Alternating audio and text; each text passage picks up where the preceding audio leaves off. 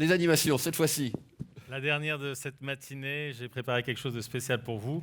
Du coup, je vais vous poser la question, mais vous ne pourrez y répondre qu'après le premier tour de table. Ça donnera l'opportunité aux intervenants d'influencer votre choix. Et ma question, elle est très simple. En quelle énergie croyez-vous le plus? L'électricité, le gaz, biogaz, GNV ou l'hydrogène? Je vous donne rendez-vous dans une dizaine de minutes après ce premier tour de table. Pascal, c'est à vous. Merci Ben. Monsieur Jean-Luc Gibelin. Donc pour préparer cet entretien, vous m'avez parlé de la nécessité de travailler sur le mix énergétique, une grande mixité des différents carburants et des modes, donc adéquation, carburant, mode. Donc on est véritablement dans une démarche systémique. Est-ce que vous pouvez nous présenter votre démarche pour la région Occitanie ? Oui, la démarche est très très simple. Bonjour d'abord et merci de l'invitation. L'idée, mais ça vient en clair en réponse à la question qui est posée, c'est que il semble évident qu'il faut sortir et qu'il y a une urgence à le faire du tout diesel, de tout ce qui est dans une démarche avec une empreinte carbone très élevée.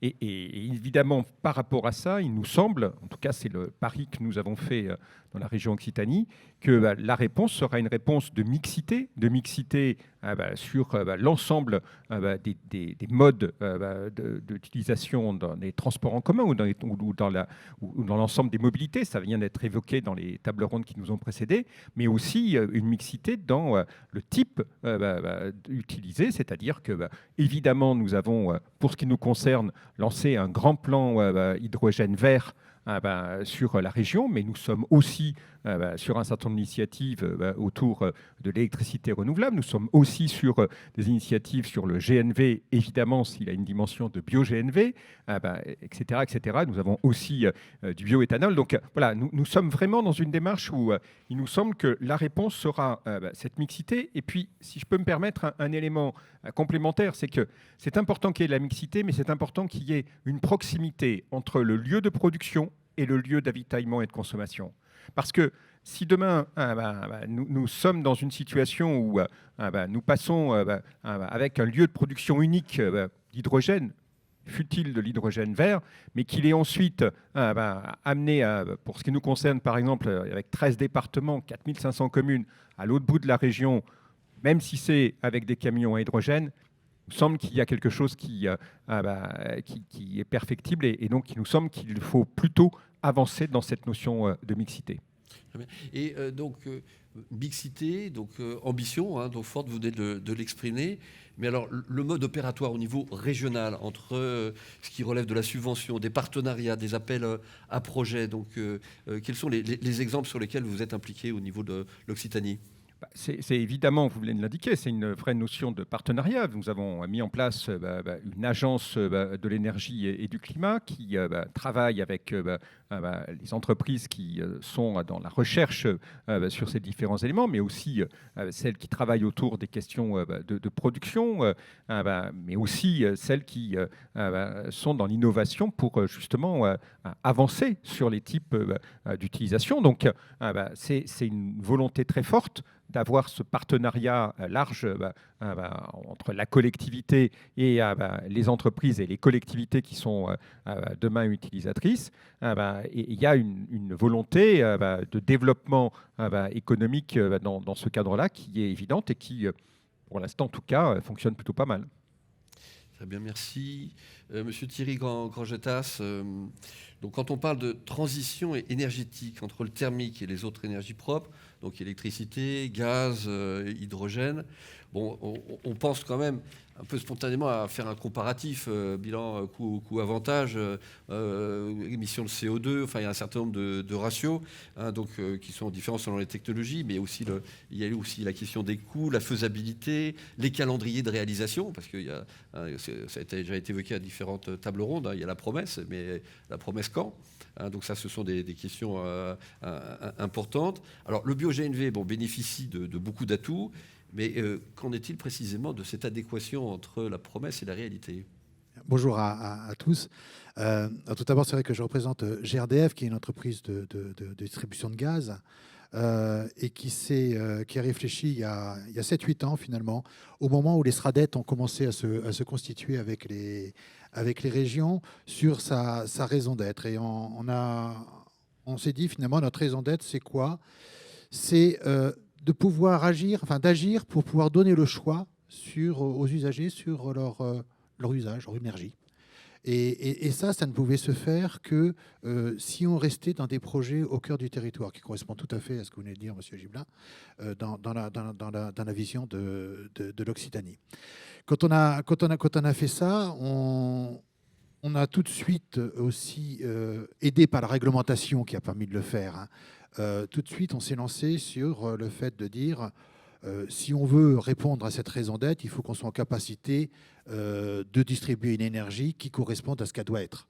Ça veut dire décarboner pour faire simple, et puis respectant tout ce qui est gaz à particules fines, type réponse aux ZFE. Et on s'est lancé avec l'aide des régions, avec l'aide d'un certain nombre de partenaires sur cette production de gaz vert. Alors c'est vrai qu'il y a 7-8 ans, quand on parlait de méthanisation, c'était encore un épiphénomène qui n'existait pas. Au jour d'aujourd'hui, ça n'est plus le cas. Si je prends juste quelques chiffres, hein, au jour d'aujourd'hui, à la fin d'année, la production de gaz vert sera à peu près de 6 TWh. En 2025, ça sera de 12 TWh. Alors quand je dis 12 TWh, c'est quoi 12 TWh? C'est le niveau de production actuellement par l'ensemble du solaire en France.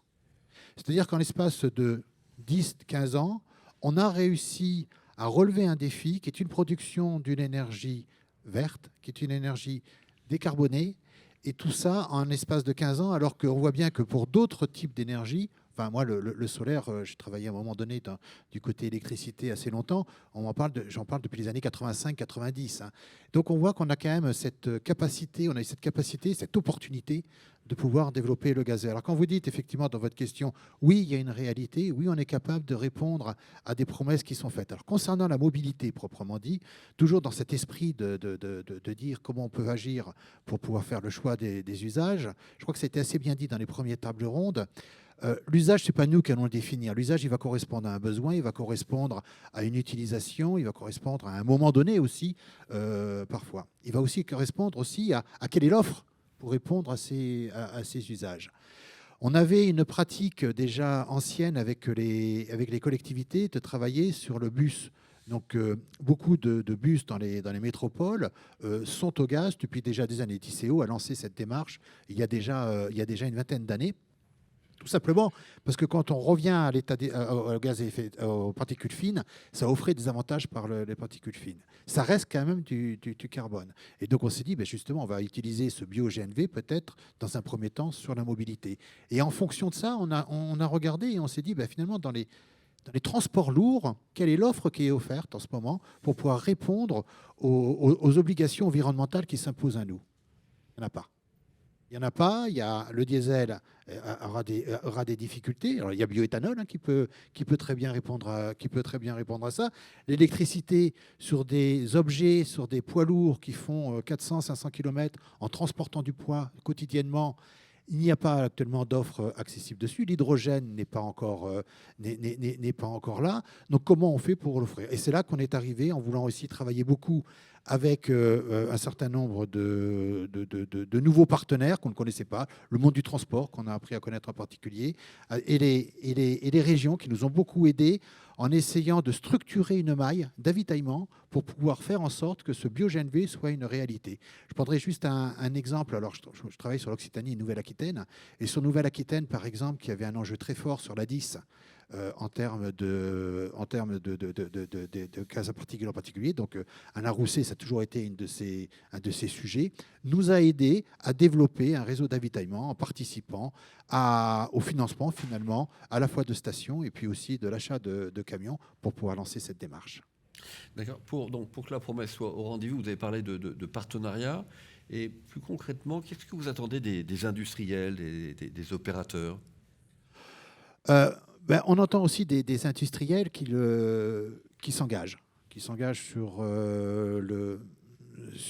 leur capacité à fabriquer des produits qui correspondent aux besoins des utilisateurs. Je prendrai juste deux exemples. On voit bien que sur le camion poids lourd, on a des gros acteurs qui sont là, qui produisent effectivement, qui ont vu aussi l'intérêt du bio-GNV, qui sont complètement dans cette démarche-là.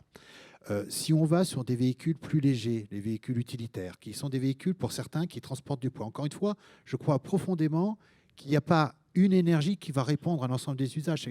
C'est l'usage qui va définir l'énergie. Sur des véhicules utilitaires, on voit là une certaine frilosité des constructeurs, tout simplement parce qu'ils attendent fortement ce qui va se passer en termes de réglementation. Quelles aides ils vont avoir pour pouvoir développer cette filière? Il y a une très forte pression de leur part pour développer des filières électriques. Ça a du sens, ça ne répond pas à tout. Comment va-t-on faire pour pouvoir répondre à cette niche, à cette part de marché en tout cas qui n'est pas actuellement traitée? Je pense qu'on attend beaucoup des constructeurs qui s'engagent et qui nous aident pour que la réglementation, en particulier la réglementation européenne, puisse permettre de le faire. Très bien, merci. Je me tourne vers Monsieur Thierry Kamal. Donc, vous êtes président de Totem. Oui. Donc, tout le monde ne sait pas forcément ce qu'est Totem. Donc, première question, s'il vous plaît. Expliquez-nous ce que c'est que Totem. J'ai compris que c'était un cluster de la mobilité intelligente et durable qui regroupe plusieurs filières automobiles, ferroviaires et maritimes, mais mode opératoire, comment ça fonctionne. Voilà, première question. Et puis ensuite, quelle est votre appréciation par rapport à ce qu'il vient de dire, votre vision sur ces différents items qui viennent d'être évoqués? D'accord. Donc bonjour à toutes et à tous. Donc Thierry Kamal, je suis responsable chez Renault de la partie logicielle et je représente Renault à ce titre aujourd'hui et aussi, comme vous venez de le dire, Totem. Donc Totem, c'est la création en fait d'un cluster de la mobilité durable et intelligente, comme vous le disiez, qui est issu en fait du rapport VACO, donc qui était une mission qui m'a été confiée par la région et par l'État, donc sur laquelle une des préconisations en fait était de regrouper les différents clusters existants, donc de la filière automobile, en l'occurrence Automotech, la partie rail, la filière rail avec MIPI-Rail, ainsi que la grappe automobile, et aussi d'adresser la partie nautisme, marine, etc. Donc c'est un cluster qui comprend 130 adhérents et qui regroupe toutes ces types d'activités. Et donc on est là pour développer le business, bien sûr, adresser la partie innovation dans tous ces domaines de la mobilité, ainsi que toute la partie expérimentation, territoire d'expérimentation qu'est l'Occitanie aujourd'hui. Donc voilà ce qu'est Totem. Donc, en réaction à votre question par rapport à ce qui a été dit, écoutez, moi, je pense que Totem, on est là pour accompagner cette transition. Hein. Donc, on s'attache aussi à travailler sur des grands projets fédérateurs. Et au titre de Renault, comme vous le savez, on est un des précurseurs dans l'électrification en fait, des véhicules. Et donc, cela a commencé déjà il y a 10 ans. Donc, je ne peux qu'adhérer à tout ce qui a été dit précédemment. D'accord. Merci. Ben, alors, on peut faire un point sur le sondage? Alors, le sondage, on va le lancer. C'est ça mon objectif. Donc, je vous présentais ma question. Suite à ce premier tour de table, vous allez maintenant pouvoir participer. Donc, mettez-vous sur vos téléphones, vos écrans. La question, elle est active. C'est maintenant que vous pouvez participer. Il y a déjà quelques personnes qui ont présenté leurs résultats. Vous pouvez en fait voter de 1 à 5 sur la question en quelle énergie croyez-vous le plus? Donc 1 pour celle en laquelle vous croyez le moins, 5 pour celle en laquelle vous croyez le plus. Je vous laisse quand même quelques secondes pour participer. Donc on voit les résultats vont s'afficher en temps réel. Et une fois cet exercice finalisé, je vous inviterai comme d'habitude à poser vos questions aux intervenants. Cela nous permettra d'avoir un dernier tour de questions à la fin du panel. Donc les résultats que j'ai donc en direct, c'est bien ça, je vérifie quand même, je ne suis pas en train de vous dire de bêtises. Ça fait quand même quelque chose d'assez... voilà, ça revient. On me dit en régie que les résultats vont apparaître d'une seconde à l'autre. Ah, suspense. Voilà. Roulement de tambour, je vous avais demandé d'attendre justement ce... Il est 20h, dans quelques secondes, les résultats vont s'afficher. Il est 20h et donc le président est... Waouh, ok, donc en fait c'est très équilibré. Ben voilà. Donc tout le monde est ravi, c'est un mélange. Hein, voilà. Bon, Pascal, je vous laisse la main et je vous retrouve dans une dizaine de minutes. Merci. Dites-moi, Jean-Luc, ça tombe bien pour le mix énergétique. Là, vous avez 3 tiers. Donc là, c'est super. Donc ça vous confirme dans votre stratégie. J'imagine, c'est absolument pas préparé. Donc là, on est véritablement en live.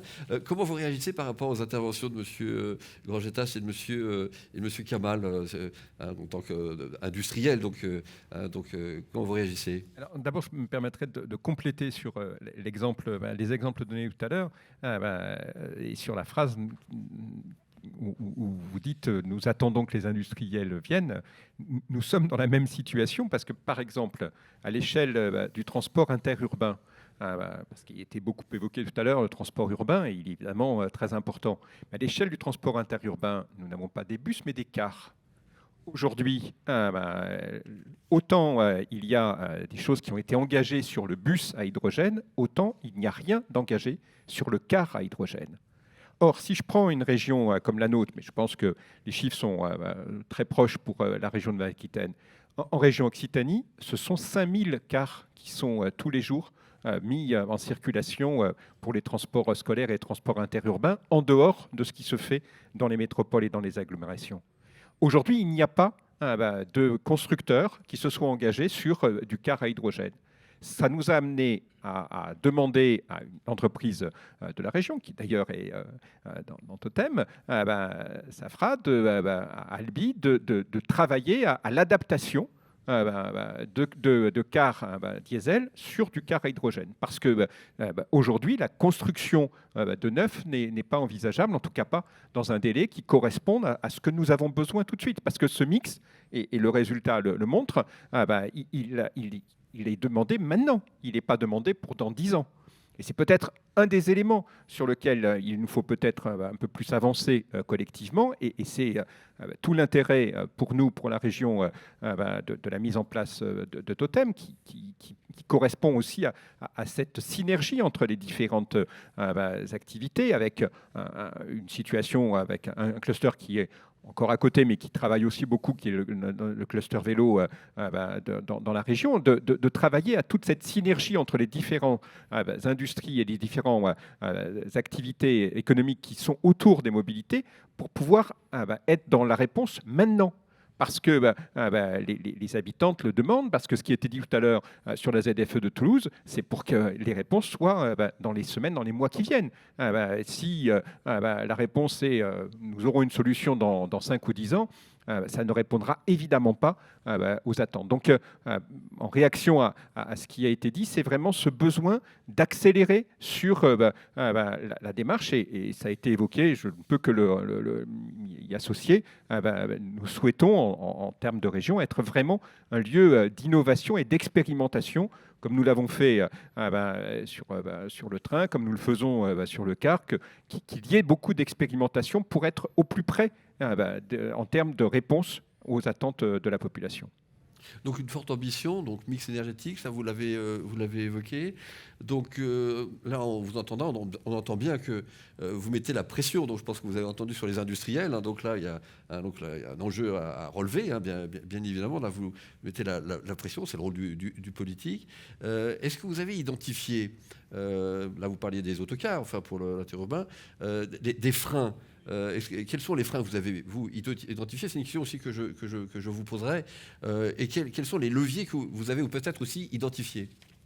Sans doute qu'un des freins, pour revenir à un des éléments que j'ai évoqué tout à l'heure, c'est cette proximité entre la production et l'avitaillement, l'utilisation. En ce sens, et c'est un débat que nous avons et avec EDF et Enedis de notre côté et avec GRDF de l'autre, c'est qu'il est très important, à notre sens, que au-delà de la question de la traçabilité, il y ait vraiment une question de proximité entre les productions, que l'on se rapproche le plus possible de l'économie circulaire, du circuit court. Parce que il y a une attente de la part des usagers, de la part des ayants droit à la mobilité, de cette transparence sur est-ce que je vais vraiment utiliser quelque chose qui me fera changer par rapport à ce qui se faisait jusqu'à présent. Et je crois que cette attente, elle est réelle. Il faut y répondre de manière simple. Et en ce sens, je crois que nous avons ensemble des progrès à faire pour que ce soit encore plus transparent et qu'il y ait encore plus de confiance, qu'il y ait une meilleure appréhension par l'usager qu'il est en train de participer à cette transition qui est indispensable et qui n'est pas, encore une fois, pour dans quelques années, qui est à mettre en œuvre le plus rapidement possible. Merci. Monsieur Kamal, freins et leviers. Alors moi, en ce qui concerne les freins, je dirais sur tout ce qui est l'électrique, c'est la partie recharge. Hein. Ce sont les bandes de recharge, le réseau de recharge. Je pense qu'aujourd'hui, pour avoir roulé en électrique avec notre nouvelle Mégane I, là, j'ai fait le week-end dernier ou il y a 15 jours 800 km. Bon, je peux vous dire que c'est assez galère. Hein. Donc en tant que constructeur et industriel, pour nous, la difficulté vraiment, c'est de se lancer à faire de l'électrique. On va faire en 2025, notre flotte à 65% sera constituée de véhicules électriques. Et donc la grosse question, c'est de savoir si les réseaux, l'infrastructure va suivre. Donc je pense que ça, c'est un gros frein potentiel pour tout ce qui est électrique. Après, il y a toujours le coût d'acquisition du véhicule qui reste élevé. Donc ça, évidemment, ça va baisser en fonction du volume. Hein. Dès que les gens vont commencer à acheter de l'électrique, on va trouver quelque chose qui coûte moins cher. Et bien sûr, il y a aussi la capacité, en fait, à gérer, si vous voulez, les coûts de maintenance en fait de ces nouveaux véhicules et aussi la formation, les compétences nécessaires, parce qu'on change maintenant dans les réseaux de distribution, etc. On change totalement les compétences. Le véhicule électrique tire beaucoup le software, le logiciel, et donc il y a tout un volet compétences en fait et d'accompagnement à faire, si vous voulez. Et c'est donc pourquoi aussi Totem s'attache aussi à travailler sur la formation de ces nouvelles compétences et d'accompagner ces nouvelles compétences. Mais voilà pour moi quels sont les principaux freins. Quant à l'hydrogène, je pense que c'est la distribution, vous en avez parlé, c'est ça qui va être le plus délicat. Mais voilà ce que je dirais aujourd'hui sur les freins. D'accord, merci. Monsieur Gibelin, sur les bornes électriques, là, donc problème d'adéquation entre le véhicule et puis la borne, avec l'exemple des 800 km, mais ça peut aussi se retrouver en milieu urbain. Enfin, au niveau de la région, déjà, il y a quand même des distances qui sont un peu grandes. Il y a aussi le coût des véhicules. Alors, là, j'élargis au coût du véhicule automobile, mais aussi les véhicules, les vélos. Hein, donc là, il y a d'autres possibilités de financement public. Enfin, comment vous vous positionnez au niveau de la région Occitanie? D'abord, sur la question des réseaux, vous avez parfaitement raison. Nous soutenons, il se trouve qu'en région Occitanie, l'ensemble des syndicats de l'électricité des départements se sont regroupés. Nous travaillons avec eux pour qu'il y ait cette possibilité avec un maillage le plus précis possible. Mais c'est vrai sur l'électricité, c'est vrai sur le bio-GNV, où nous avons besoin d'une carte qui permette de rassurer l'utilisateur potentiel que ce ne soit pas la galère et que ça soit possible et réaliste de le faire demain. Donc, bien entendu, de ce point de vue, il y a des étapes à passer ensemble pour que ce maillage du territoire soit le plus précis possible. Et après, sur l'aide à l'acquisition, vous avez parfaitement raison. Nous avons engagé, dans le cadre du plan vert de la région, un travail important d'accompagnement pour l'acquisition du vélo, l'acquisition du vélo à assistance électrique, l'acquisition de la voiture électrique d'occasion, parce que le prix d'achat du neuf est évidemment très élevé, ça a été évoqué. C'est un élément important. Il nous semble qu'il y a là en la matière des partenariats à nouer avec les collectivités. C'est le cas ici sur Toulouse, c'est le cas sur Montpellier, c'est le cas sur un certain nombre de collectivités où quand il y a une accumulation une simulation des aides des différentes collectivités, cela rend accessible l'acquisition pour les usagers. Et je crois que c'est un point sur lequel nous devons avancer. Mais il nous semble qu'il y a aussi sur la question des mobilités en général, et ce que nous avons engagé là sur les cars diesel qui passent en diesel et qui passent en hydrogène, est sans doute un des points sur lesquels il nous faudra avancer dans les toutes prochaines années, c'est quand même celle de l'adaptation du parc qui existe. Parce que en même temps, il faut accélérer sur la transition et ça ne peut pas être encore moins si nous sommes dans une visée de transition énergétique et écologique, avec l'idée de dire on jette tout ce qui existe et on va avoir qu'un parc neuf de tout véhicule. Il est indispensable d'avoir aussi un accompagnement pour une adaptation du parc qui existe. Alors, il paraît que c'est bien de dire rétrofit, je veux bien le dire une fois, mais je pense que ce qui compte surtout, c'est que nous arrivions à le faire pour que ce soit aussi accessible pour les usagers, et qu'ils soient d'ailleurs les individus ou que ce soit les entreprises. Parce que même pour les entreprises, ce n'est pas raisonnable de considérer que la solution, c'est de jeter toutes les flottes qui existent aujourd'hui et de ne racheter que du neuf. Ça n'est pas quelque chose qui doit faire rêver, me semble-t-il. Merci, Monsieur Grangetas. Alors, frein et levier. Oui, moi je pense déjà qu'il y a un sujet, c'est l'écart entre une vision nationale et une vision locale. Quand on regarde les messages qui sont passés actuellement, c'est un message d'une électrification à outrance de l'ensemble des usages, sans se préoccuper d'ailleurs de la faisabilité technique entre nous. C'est un peu ce que vous venez de dire. Et il y a un gros écart, par exemple, à ce que prévoit le SRADET, les schémas régionaux énergétiques. On constate qu'on n'est pas en phase. Je vous incite à lire en ce moment, il y a 3 scénarios qui sont, 3 organismes qui ont sorti des scénarios énergétiques extrêmement intéressants. Il y a Négawatt, il y a l'ADEME et RTE, qui ont en plus souvent étalé leur scénario. Celui de l'ADEME, j'ai trouvé particulièrement bien parce qu'en plus, il parle des choix sociétaux qui sont associés à ces scénarios. Il y en a un, c'est plutôt, on va dire, une sorte de retour en arrière, une remise en cause de pas mal de façons de vivre. Et puis il y en a un autre, c'est on ne fait rien du tout et on fait le pari technologique. Et il y a la carte comme ça et ça s'étale. Je trouve que c'est assez intéressant. Donc je pense que le premier frein, c'est un petit peu ça quand même, c'est enfin mettre en adéquation les pensées nationales et les pensées locales. Dans l'énergie, on est un peu comme dans la religion, vous savez. Il y a des dogmes. Alors, il y a le nucléaire, c'est super. L'hydrogène, c'est ce qu'il faut partout. Moi, je défends le gaz, etc. Et puis, il y a les anticléricaux. Et les anticléricaux aussi, c'est à mon avis un sujet. Il faut réconcilier tout ce monde-là. Il y a l'acceptabilité. Quel que soit le mode de système que l'on va choisir énergétique, qu'il soit hydrogène, je ne me fais aucune illusion. L'hydrogène, qui voudra un électrolyseur à côté de chez lui? Je ne suis pas sûr qu'on le trouve si facilement. On voit bien que l'éolien est impossible en ce moment à produire. On a encore à continuer à convaincre et à apporter la pédagogie pour la méthanisation en ferme. On a bien vu quelques articles qui sont sortis là-dessus. Je pense que là aussi, il y a un sujet qui, dans nos choix que l'on va faire sur les usages, vont impliquer obligatoirement une acceptabilité de l'énergie, de la façon de produire l'énergie que l'on souhaite. Alors, pareil, effectivement, cette accessibilité, là, donc, les dogmes, les anticléricaux. Alors, les constructeurs, ils se positionnent où par rapport à cette grille de... Les constructeurs, vu de moi, mais je crois que vous en parlerez beaucoup mieux que moi, mais les constructeurs, eux, on l'a bien vu leur réaction sur, par exemple, le choix très fort des véhicules électriques.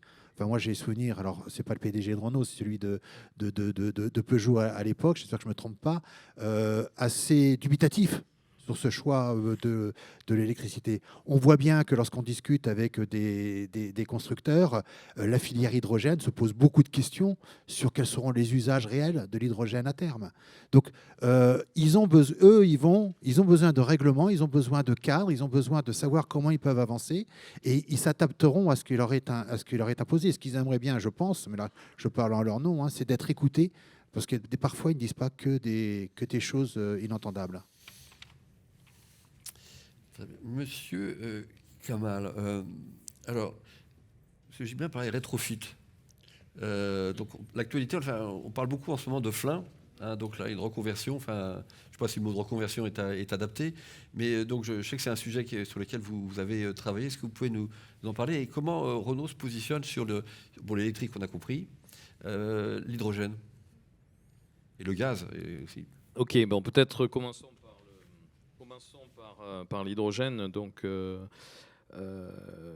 Renault se positionne sur l'hydrogène aussi, en particulier avec son master, en fait, son fourgon, ses produits commerciaux, en fait. Donc, on a commencé à faire quelque chose là-dessus. On travaille sur ce projet avec des nouvelles technologies. donc qui sont développés, et en particulier avec la start-up, en fait, avec la société qu'on a créée avec Plug Power, en fait, qui s'appelle IVIA, et qui nous permet de développer ce master à hydrogène. Donc c'est quelque chose qu'on a lancé très récemment, et donc qui nous permet d'avancer dans ce domaine. Dans l'électrique, vous savez qu'on est pionnier depuis un certain temps. On a vendu plus de 400 000 voitures déjà avec la fameuse Zoé depuis quelques années. On a investi sur l'électrique beaucoup, comme vous disiez, plus de 5 milliards d'investissements et 10 milliards à venir dans les 5-6 prochaines années. Donc vous voyez un investissement majeur sur la partie électrique, avec la technologie e-tech qui touche la partie hybride rechargeable, et le full EV, le full électrique. Donc ces trois approches en fait nous permettent de faire une transition progressive en fait du moteur thermique à quelque chose qui nous amène au full électrique.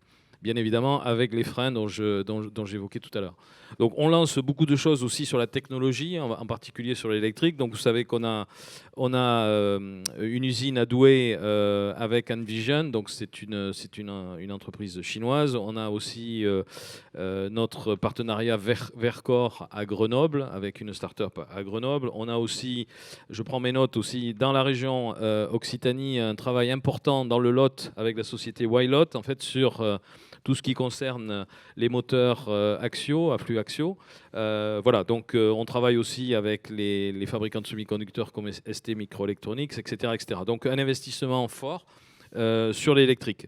Donc ça va nous amener, si vous voulez, à se poser la question maintenant, comme vous le disiez tout à l'heure, c'est est-ce que cet investissement massif en électrique va porter ses fruits? Est-ce que les clients seront là? Et donc, il faut vraiment qu'on enlève tous ces freins dont on parlait ensemble, sinon ça va être très compliqué pour nous, hein, parce qu'on fait un gros pari.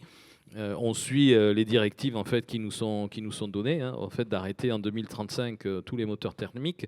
Et pour nous, c'est relativement prématuré, hein, parce qu'il y a des conséquences possibles, des conséquences aussi sur l'emploi, des conséquences sur la reconversion en fait, de toutes ces activités, de toutes ces personnes qui travaillaient sur du thermique. Et tout ça, c'est un souci en fait, pour le groupe Renault qu'on prend très très au sérieux. Et l'activité rétrofit? L'activité rétrofit, oui. Alors avec la Refactory, donc à Flins, on a parlé, donc on fait plein de choses à Flins. Donc ici sur la Refactory, je prends mes notes parce que je ne suis pas un expert, mais je vais vous donner un petit peu quelques points là-dessus.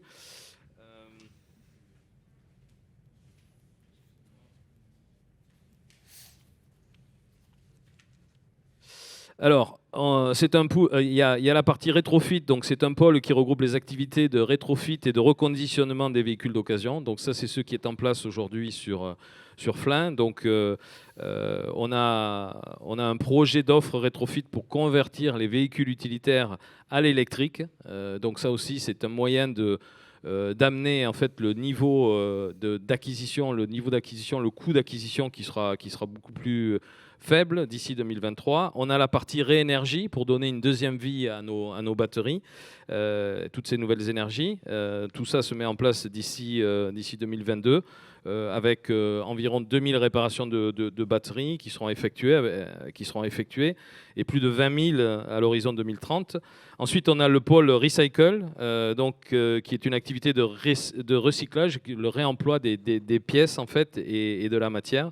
Et une autre activité qui s'appelle Restart, en fait, qui est un pôle qui englobe tout le centre d'innovation et de formation, justement, pour former les compétences pour demain. Voilà. Donc ça, c'est l'activité. En ce qui concerne la région, je pense qu'il y a une activité ici sur la partie poids lourd aussi, où on fait de la refactory dans la région Occitanie. D'accord. Très bien. Merci pour ces éclaircissements. Donc, oui, Monsieur Gibelin, donc là, vous avez des industriels qui sont taquets, donc impliqués très, très, très fortement. Donc ça correspond, je pense, ces réponses vont dans le sens de ce que vous attendiez, j'imagine. Oui, c'est évidemment ce que nous attendons, mais c'est parce qu'il nous semble que c'est ce qui est attendu par les usagers. Hein. Ce n'est pas pour juste bien vouloir nous répondre. C'est parce que c'est aujourd'hui une attente forte et je crois que nous avons besoin de passer ces étapes parce que cette démarche d'acceptabilité par la population, cette capacité demain à ce que ce soit utilisé, c'est quelque chose de vital dans la situation dans laquelle nous nous trouvons. Je crois qu'il faut faire le lien avec ce qui est annoncé, évidemment, pour les ZFE des métropoles, mais en réalité, ça dépasse largement la question uniquement des métropoles, parce qu'il y a un besoin de cette transition qui va très au-delà de la question des métropoles, qui est déjà, comme ça a été indiqué dans la table ronde précédente, qui impacte aussi ceux qui ne sont pas directement dans la métropole, mais qui viennent dans la métropole. Et puis au-delà, nous avons ce besoin qui est vrai sur l'ensemble du territoire. Donc que les industriels, que les entreprises soient dans cette bataille-là et dans cette dynamique-là, c'est évidemment une bonne chose, mais c'est indispensable. Merci. Ben, je me retourne vers vous pour les dernières questions. Merci, on en a plus d'une dizaine, donc je n'aurai pas le temps de toutes les poser. Très rapidement, la plus populaire, j'espère que le panel pourra y répondre. Planning législatif autour de la tarification de l'hydrogène. Il faut réglementer pour obtenir un hydrogène à moins de 5 € le kilo dès 2025. Est-ce que quelqu'un peut répondre à cette question ? Je n'étais pas certain, je voulais quand même la partager, parce que c'est la plus populaire. Donc je vais enchaîner. Ah non, je vois qu'il y a quelqu'un qui veut se positionner. Non, moi, je n'ai pas la réponse précise. Je ne suis pas sûr d'ailleurs qu'il y ait officiellement un planning aujourd'hui législatif. Je pense qu'il existe encore moins un planning législatif à 5 mois des élections, si je peux me permettre. Donc je crois que c'est plus un enjeu du Parlement qui sera issu de ces élections. Ce qui est l'idée de réglementer pour obtenir un hydrogène à moins de 5 € le kilo, il est évident qu'il y a une nécessité d'avoir une démarche pour que le prix de l'hydrogène devienne accessible. Est-ce que c'est une réglementation ? Est-ce que c'est un partage des interventions ? Est-ce que c'est une modification des conditions de production ? Tout ça est à regarder, mais s'il y a une réaction à cette question, c'est que je pense que même si ça peut être soi-disant aller de soi, je crois qu'il faut systématiquement adosser vert à hydrogène et pas en rester à simplement hydrogène. Je sais qu'aujourd'hui, il ne faut pas utiliser le terme de vert, mais pour ce qui me concerne, je préfère quand même continuer à l'utiliser pour que nous ne soyons pas avec un mot valise derrière lequel il pourrait y avoir plein d'autres choses et pas simplement ce que l'on attend. Très bien. Une réaction en plus ? Oui, non, simplement, de toute façon, c'est vrai que dans toutes ces nouvelles technologies, il y a le lancement à faire, le lancement industriel. Il y a besoin d'aide. Je sais qu'actuellement, la DGEC travaille pour aider un certain nombre d'expérimentations qui sont en cours. GRDF participe sur la région à 2 expérimentations, une qui est une méthanation à Perpignan et l'autre qui est une pyrogasification sur Limoges.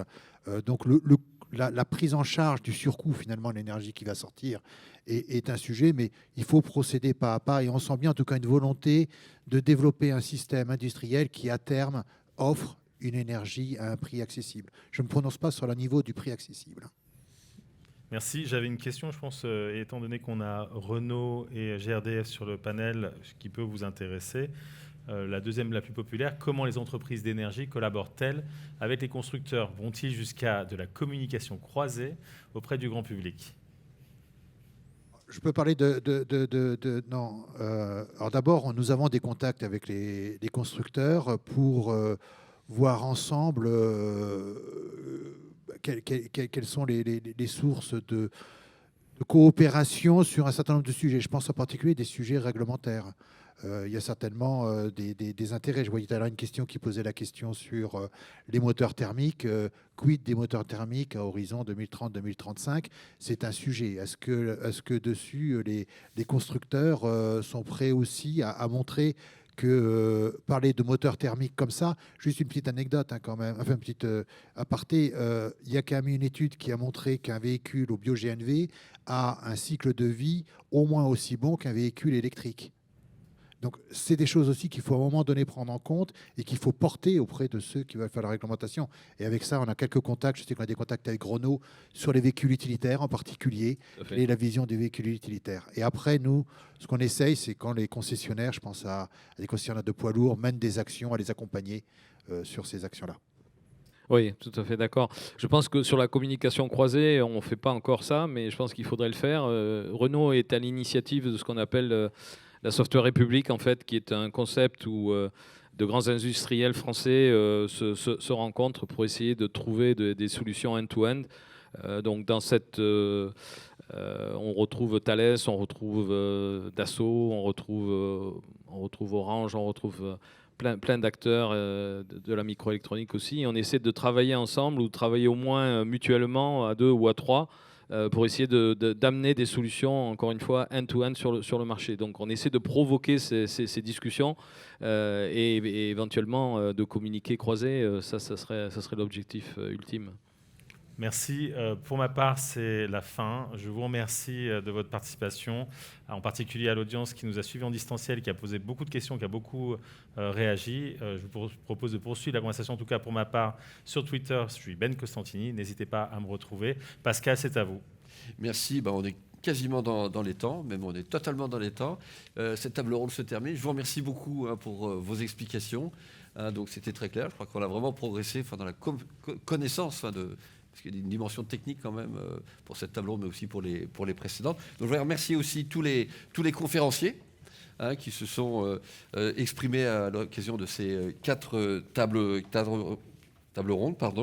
Je remercie le public présent, les internautes qui sont connectés, qui ont suivi avec beaucoup d'attention en visio donc ces différentes tables rondes, les partenaires sans lesquels cette initiative n'aurait pas pu se tenir, alors les partenaires majeurs, Toulouse Métropole, Tisséo Collectivité, les sponsors Continental, Europe Car Mobility Group, GRDF et Renault Mobilize, les partenaires médias et les ambassadeurs.